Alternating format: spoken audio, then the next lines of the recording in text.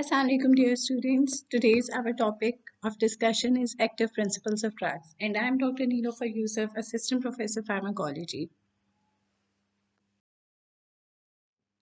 So, learning objectives of our today's lecture are: you should be knowing by the end of the lecture what are active principles, what are different examples of active principles, and what various active principles are present in plants, and what various active principles are there of animals. So, first of all, what do you think active principle of a drug is? So, it is a constituent of a drug upon the presence of which the characteristic therapeutic action of the substance largely depends. In simple words, whenever we look at a drug or a crude substance, we think what exact thing is giving it is responsible for its therapeutic action. For example, looking at Panadol or some analgesic property plant, we look at it and we think, for example, crude drug, turmeric, haldi. हल्दी को देख के हम कहेंगे कि जी I have read anywhere that turmeric is anti-inflammatory, antimicrobial. So what exactly is in turmeric that it is anti-inflammatory? So that what thing is actually the active principle of specific drug.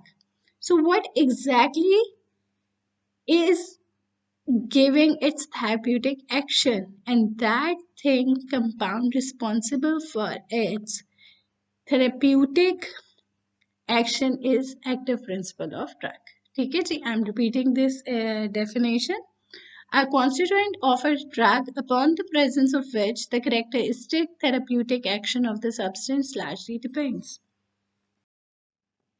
So examples of various active principles are alkaloids, glycosides, tannins, oleoresins, oils which are fixed in volatile, and then comes gums.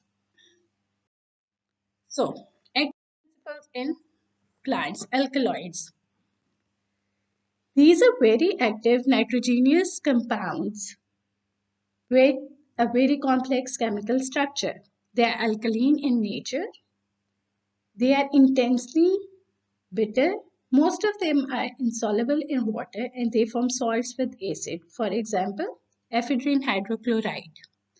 Mostly they end up with INE. Salts formed in this way are soluble in water. Most of the alkaloids are solids and only a few are liquids. There comes another thing that in a plant, if we take a crude plant, there can be two active principles. ठीक है?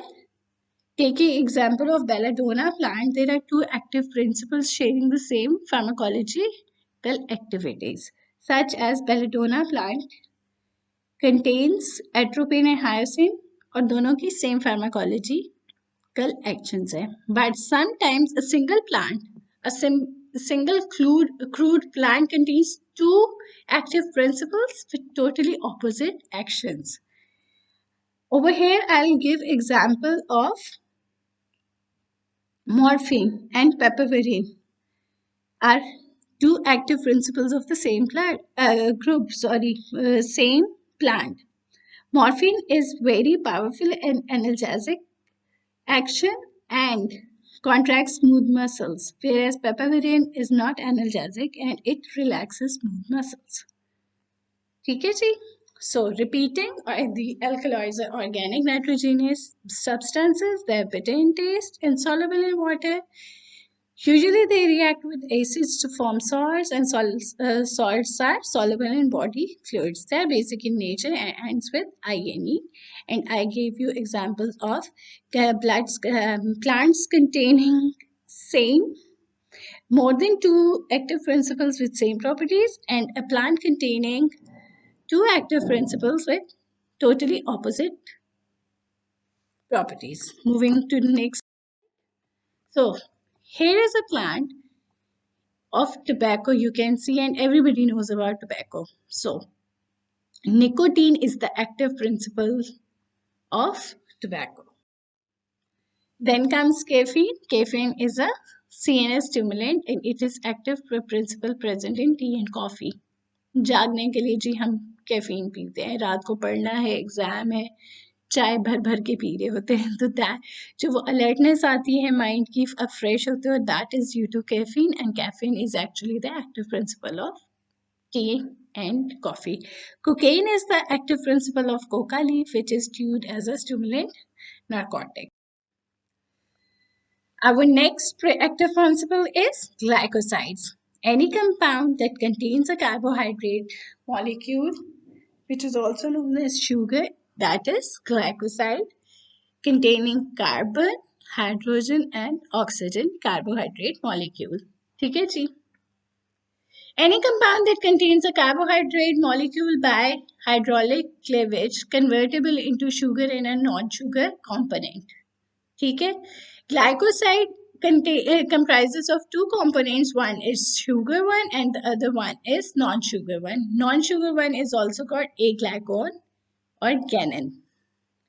If sugar content of glycoside is glucose, then it will be named as glucoside. If it is pentose, we'll say it pentoside.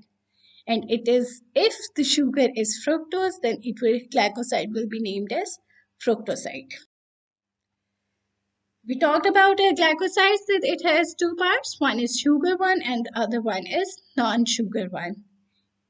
And component which is responsible for active principle is non-sugar one and it is called gannon. So we can say non-sugar part is active and called gannon. If the sugar is glucose, then known as glucoside. And its name ends with IN. I am revising. जो alkaline थे वो आईएनई से and हो रहे थे और जो हमारे ग्लाइकोसाइड्स हैं they are ending with ion. It is an example of a glycoside and you can see the sugar part and this is gannon non-sugar part, aglycone, and it is responsible for our pharmacological active principle. ठीक है, ये steroid की diagram. Then comes oils. There are three kinds of oils: fixed oils, volatile oils, and mineral oils. But story is not finished over here. These are the oils which are obtained from various plants or from animals. And as you are looking at the examples, you are familiar with most of the oils as they are randomly and mostly used in our homes as well. So they are called fixed oils because they cannot be distilled without being decomposed. So for their decomposition, we have to distill them first. Sorry, they should be decomposed for the distillation process. These are esters of high fatty acids such as oleic acid, palmitic acid, and stearic acid. They are bland, कोई taste नहीं होता, and they are non-irritating. We know it very well. They leave a greasy mark on paper. They form soaps with alkalis, and examples are there in front of you. Here is the difference between fixed oil and volatile oils. Do memorize them as they can come in your exam written paper.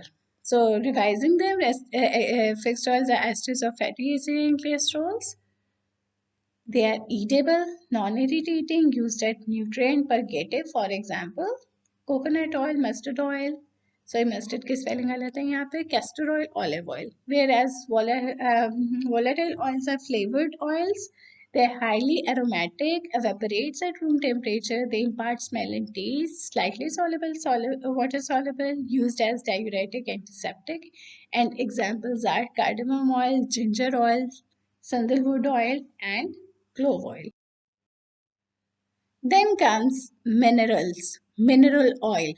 They are actually hydrocarbons and they are obtained from petroleum. Example is liquid paraffin. It is used as lubricant and laxative and it is very commonly used, paraffin. Actually, they are solid brittle substances which are produced by the oxidation of volatile oils. Raisins form raisin soaps with alkalis, which are used in the preparation of emulsions and pills, such as colophony. Then oleoresins. These are mixtures of resins and volatile oils. Although, if you remember from the last slide, resins are obtained from oxidation of volatile oils. अब इसी resins को हम volatile oil के साथ दोबारा mix कर रहे हैं तो हमें क्या मिल रहा है oleo resins. These are formed when resins are dissolved in volatile oils. Example is benzoin and it is used as. Now comes gums. These are exudations of plants. ठीक है प्लांट्स में से निकलती है. मुझे बचपन का याद है एक प्लांट होता था उसमें वाइट मिल्की सब्सटेंस निकलता था. अब जाके पता चला है कि वो गम होता है. अगर आपको भी ऐसा कुछ याद है अपना चाइल्डहुड मेमोरी तो ज़रूर रिलेट करें. These are exudations of plants. They contain carbohydrates, for example, starch and cellulose. Gums form a viscous solution with water known as mucilage. The gums and mucilages are used for the preparation of suspensions and emulsions. Thus, they act as suspending and emulsifying. For example, gum acacia, gum tragacanth. Whereas some are very active and they are used as purgative. Purgative is a laxative which facilitate our stools to get out of the body or helps in defecation, and such is agar. So these were the active principles which are present in plants. Waxes are also there, gum resins are there, balsams are there. And now comes the active principles of animal sources. These are proteins, we know that, oils and fats, we have discussed it, enzymes, hormones, and vaccines. So, children, this was our today's lecture, and I hope I made myself very much clear to you. So, if there are any questions, you are freely permitted to ask me on WhatsApp group. And today's assignment is enumerate all of the active principles which are discussed in today's lecture with a few lines description. Thank you so much. Allah Hafiz.